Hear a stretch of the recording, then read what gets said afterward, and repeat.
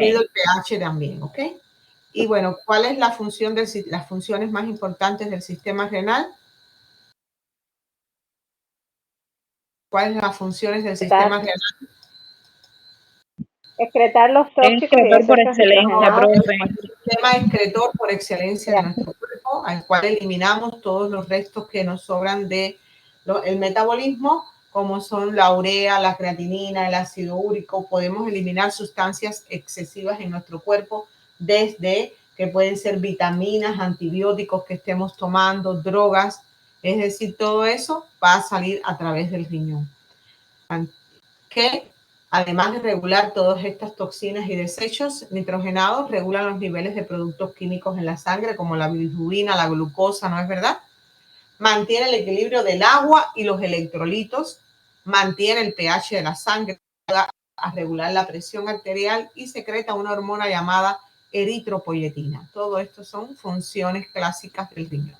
La tarea está fácil, la tarea dice: mencione las partes fundamentales del sistema urinario, que ya las acabamos de mencionar, ¿no es verdad?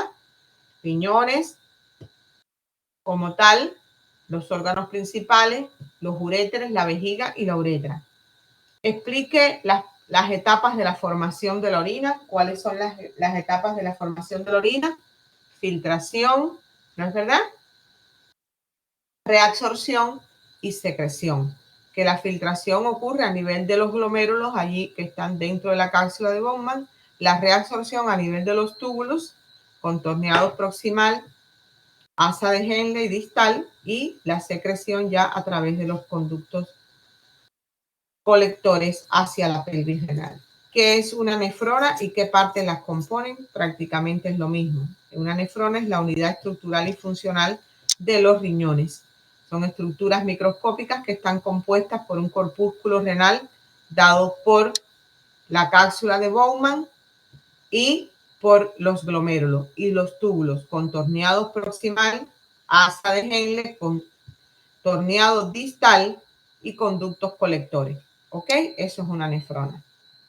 ¿Alguien tiene alguna duda con eso? Eso está ahí descrito. Es decir, el corpúsculo con su cápsula de Bowman y los glomérulos y los túbulos contorneados proximal.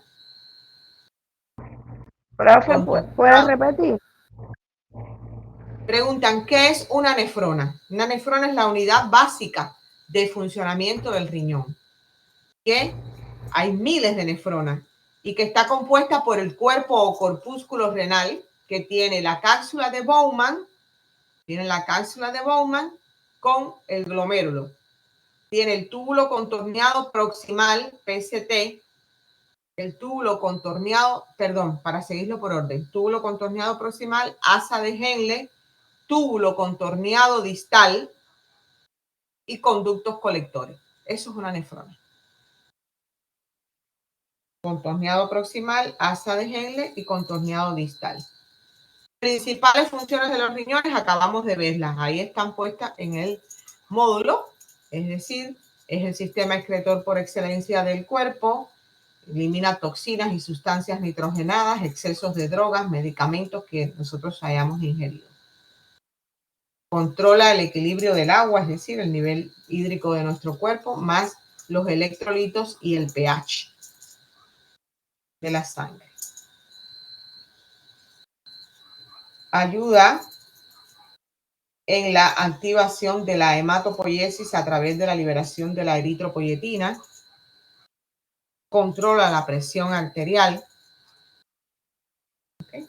Esas son funciones básicas de los riñones. Después preguntan, ¿cuál es el promedio de orina de un adulto? Promedio de orina de un adulto. Entre 1.500 y 2.000 mililitros en 24 horas. Es decir, entre 1,5 litros y 2 litros en 24 horas.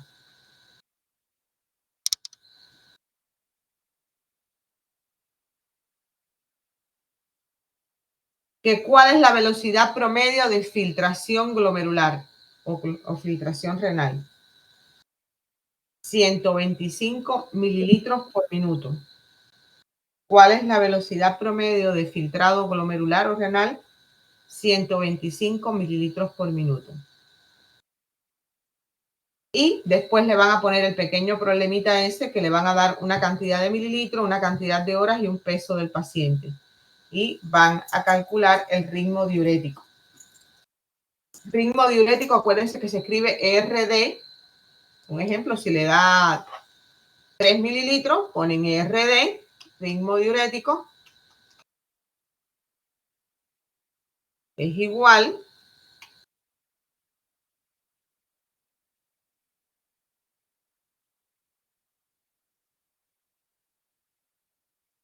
RD es igual a 3 mililitros, estoy poniendo con mayúscula, por kilo, o a 3 mililitros, pueden poner ya nada más 3 mililitros, que es una diuresis normal. Diuresis normal. Si le da menos de 1, una oliguria, ¿no es verdad? Diuresis normal. 3 mililitros, para no tener que poner por kilo por hora. Un ritmo diurético de 3 mililitros, diuresis normal. Si lo quieren poner por kilo por hora, lo ponen. Si le das bajo, pues oliguria. Si le das alto, poliuria. Ok, así estaría conformada la tarea. Voy a salirme de aquí, voy a entrar entonces en la parte de nervioso, que fue la parte más fuerte que se dio, y endocrino.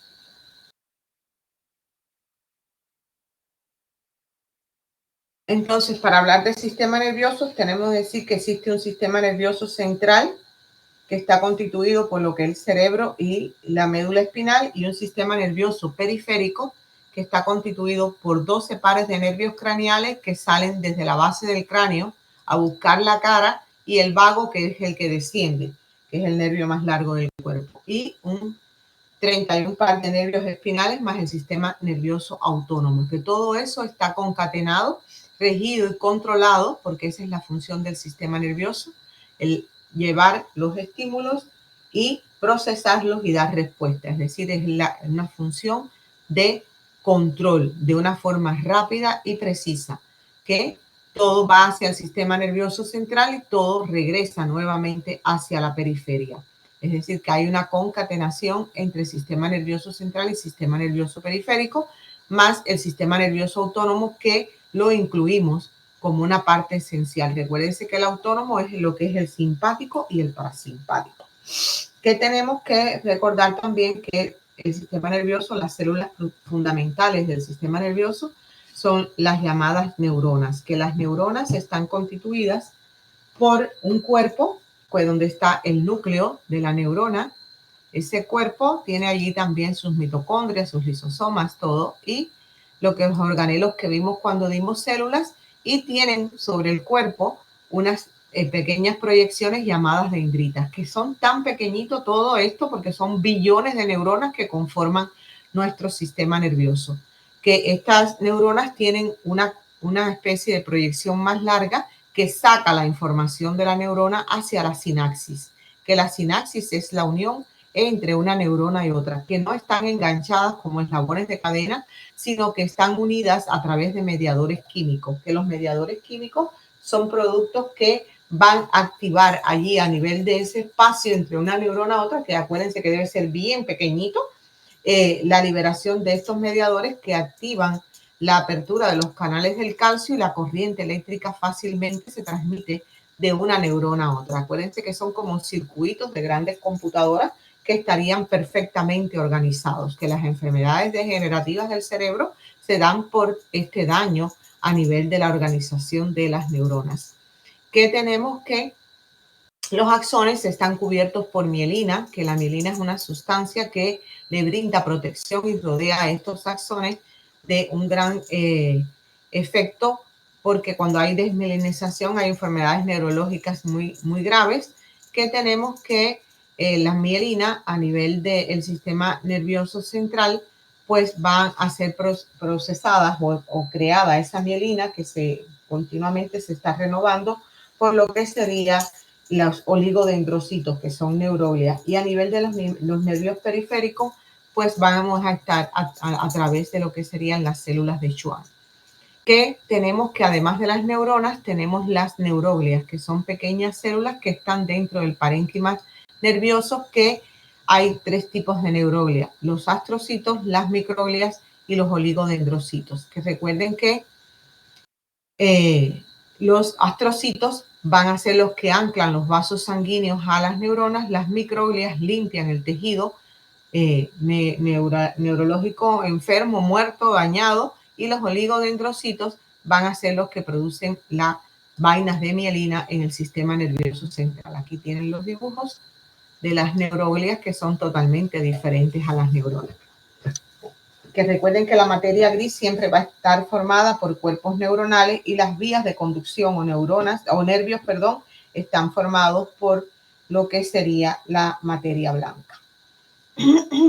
Que un nervio es mismo que una neurona, que los nervios, pues como les dije, son las vías de conducción, que los nervios que entran la información hacia el sistema nervioso central se le llaman nervios aferentes o sensoriales, y los nervios que sacan la información del sistema nervioso se le llama nervios eferentes o motores. Que un tracto ya es un conjunto de nervios como tal, ¿ok? Que los tractos nerviosos básicamente están a nivel alto de lo que es los hemisferios cerebrales. Sería un grupo de axones unidos, que un arco reflejo normal tiene los nervios aferentes y los nervios eferentes. Cuando hay un tercer nervio, se le llama nervio, estoy hablando de neuronas, las neuronas aferentes y las neuronas eferentes, y cuando hay una tercera neurona se le llama un arco reflejo compuesto porque tiene una interneurona. Que un arco reflejo compuesto, aquí vemos con una interneurona, una tercera neurona. Al darle el golpe vemos que se produce inmediatamente la contracción porque hay una unión rápida entre la neurona aferente y la neurona eferente, o entre la neurona sensorial y la neurona motora. Que todos los neurotransmisores son muy importantes, pero los neurotransmisores más importantes son la acetilcolina y la noradrenalina. Que las endorfinas actúan como anestésicos naturales, es decir, quitan el dolor naturalmente. Las encefalinas, el óxido nítrico, son menos importantes. Que recuérdense que las uniones del sistema nervioso periférico siempre va a actuar la acetilcolina y la epinefrina. La epinefrina para la postsináptica del sistema nervioso periférico, en la parte de lo que es el simpático, siempre epinefrina relacionado con el simpático. Que tenemos que en la parte de lo que constituye el cerebro está la parte baja llamada tallo cerebral, que está formado por la médula oblongada, que también le llamamos bulbo, el puente o pons, y el midbrain o mesencéfalo, es decir, que tienen diferentes nombres, pero puede aparecer con esto como médula oblongada, pons o puente y el midbrain. Que por encima del tallo cerebral tenemos lo que es el diencéfalo, que sería tálamo, hipotálamo, y lo que sería la glándula pineal. Que el hipotálamo tiene una función muy importante. Bueno, no hablé de las funciones del tallo cerebral. El tallo cerebral, todo el mundo sabe que a nivel del tallo están las estructuras básicas que controlan la frecuencia respiratoria, los centros de control. Ahí se controla la frecuencia respiratoria, la frecuencia cardíaca y la presión arterial. Y que a nivel del hipotálamo se regula la temperatura corporal, que sería el otro signo vital, regula el balance del agua en nuestro cuerpo, y también va a controlar lo que es la vigilia, el sueño como tal, el apetito, y también la parte de la oxitocina, que es la parte de las emociones, relaciones como tal. que por encima estaría la masa cerebral mayor, que son los hemisferios cerebrales, lo que llamamos cerebro. Del tálamo, lo que hay que decir que está constituido por materia gris, también está relacionado a las emociones, a las sensaciones, y tiene conexión directamente con el cerebro, y la glándula pineal que produce la melatonina. Que en el cerebro, como tal, hay dos grandes hemisferios que están unidos por el cuerpo calloso, y que este cerebro está lleno de surcos, que son penetraciones que hace el cerebro para aumentar su sustancia gris. La materia gris está por fuera y la materia blanca por dentro, constituida por tractos nerviosos. Y que tenemos que saber que los lóbulos del cerebro están relacionados a los huesos del cráneo, hueso frontal, parietal, temporal y occipital. Que esos lóbulos, cada uno tiene sus funciones, que el lóbulo frontal y la corteza prefrontal, sobre todo está la parte cognitiva del aprendizaje, la interpretación de las cosas, la parte relacionada a la conciencia, a la crítica, y en la parte más alta de la zona frontal hay control, con la unión con el parietal, pues allí tenemos controles de los movimientos, en los parietales todo lo que está con la etapa sensorial, y en el occipital la visión, en la parte frontotemporal unida al frontal al temporal, el temporal la audición, y en la frontotemporal el speech. Que tenemos también que hay centros del gusto, perdón, y otras estructuras más, pero esto es lo más importante, que el cerebelo ocupa la fosa posterior, es la segunda estructura más grande después del cerebro. El cerebelo es el órgano que mantiene la postura de nuestro cuerpo y el control de los movimientos, que el cerebelo tiene por fuera la sustancia gris altamente plegada igual, y en el centro una sustancia blanca llamada arbor vitae. Que esto sería lo que constituye la parte alta de lo que nosotros llamamos el sistema nervioso, que decimos brain en inglés, cerebro en español. Todas esas estructuras están dentro de lo que conocemos como cerebro. Que el cordón espinal es una larga cadena de la masa propia cerebral que desciende a través de la columna vertebral, llamada también médula espinal. Que esta médula espinal y el cerebro están cubiertos por los meninges, que hay tres meninges: la dura madre contra el hueso, la aracnoide en el centro y la pía madre pegadita a lo que sería el cerebro y la médula espinal. Que esta médula espinal es una vía de conducción de los estímulos eléctricos desde el cerebro a la periferia y desde la periferia al cerebro. Que ella tiene los tractos estos nerviosos de color blanquecino, que son a través de los cuales se llevan los estímulos, y una parte central constituida por materia gris. ¿Ok? Que el líquido cefalorraquídeo es un líquido que sirve de amortiguador y ocupa los espacios vacíos dentro de nuestro cerebro, que dentro de nuestro sistema nervioso central, dije cerebro, que van a producirse este líquido por un filtrado de la sangre a nivel de los plexos coroideos de los ventrículos laterales, que son dos orificios que hay dentro de la masa encefálica de nuestro cerebro. El sistema nervioso periférico está dado por los nervios craneales, que son 12 pares y 31 pares de nervios espinales. Que tenemos que recordar que el sistema simpático y parasimpático está ligado directamente a una respuesta involuntaria rápida de nuestro sistema nervioso, que lleva los mismos mediadores químicos que hablamos entre las neuronas, la acetilcolina o el sistema colinérgico, y el adrenérgico, que es para el simpático fundamentalmente, ¿ok? Que es la adrenalina o noradrenalina.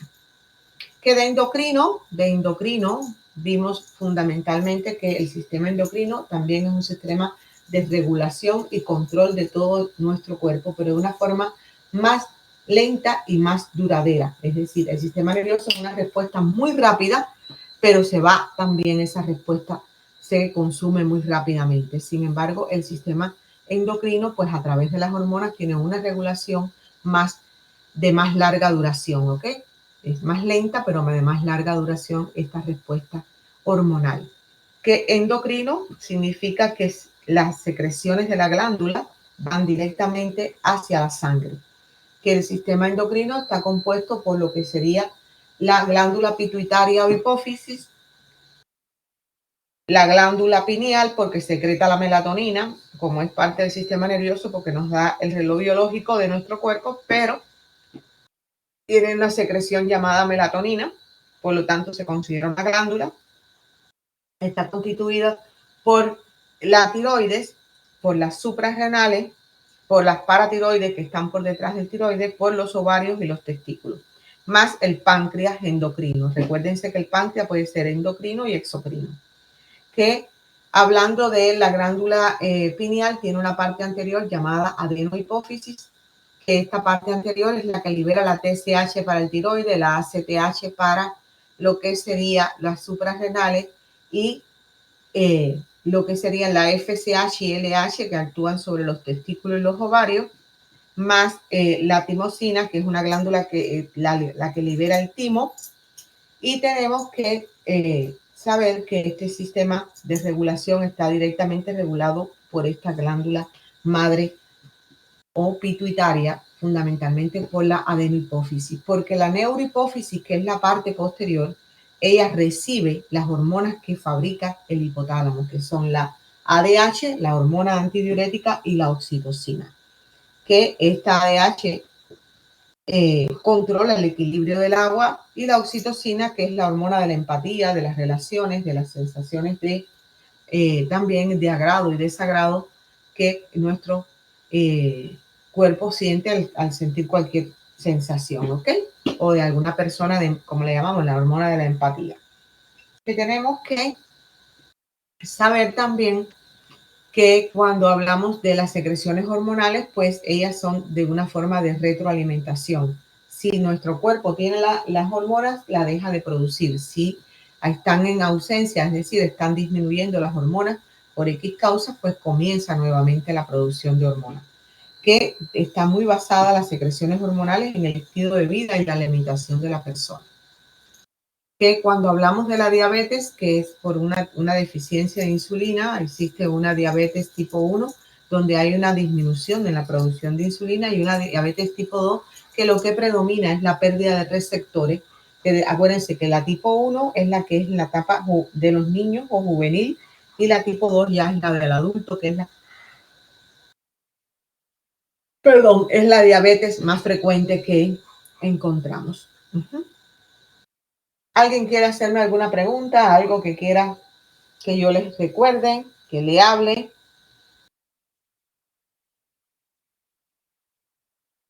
Que el cortisol es la hormona más importante de las suprarrenales, que es un glucocorticoide, que acuérdense que es las hormonas esteroideas. No, yo no voy a dar toda la clase completa, estoy dando un repaso a las cosas más importantes. Las hormonas esteroideas tienen efectos secundarios porque ellas ya no solamente actúan sobre el receptor, sino pueden llegar hasta el ADN de la célula y provocar algún tipo de cambio. Que las hormonas esteroideas se usan mucho para todos, como frente a cualquier proceso alérgico, cualquier proceso inflamatorio, cualquier dolor, se le da esteroides y hay una respuesta. ¿Por qué? Porque el cortisol es muy importante en nuestro cuerpo para el equilibrio y funcionamiento de todo. Nuestras, inclusive volúmenes de agua, volúmenes de electrolitos, ¿ok? Presión arterial, mejora en un sentido, pero sí tiene sus efectos colaterales cuando se dan en sobrecantidades o no se hacen los ciclos como son en forma degradante o se dan por varios días. Es decir, que si comenzaste con 4 tabletas, vas a terminar con 1 tableta o media tableta para irla bajando paulatinamente. No las puedes bajar súbito, a no ser que nada más la tomes por 2 o 3 días. Porque después pues, te vienen los efectos colaterales, como van a ser aumento de peso, hiperglicemia, hipertensión, retención de líquidos, vellos, donde no tienen que salir, pues así.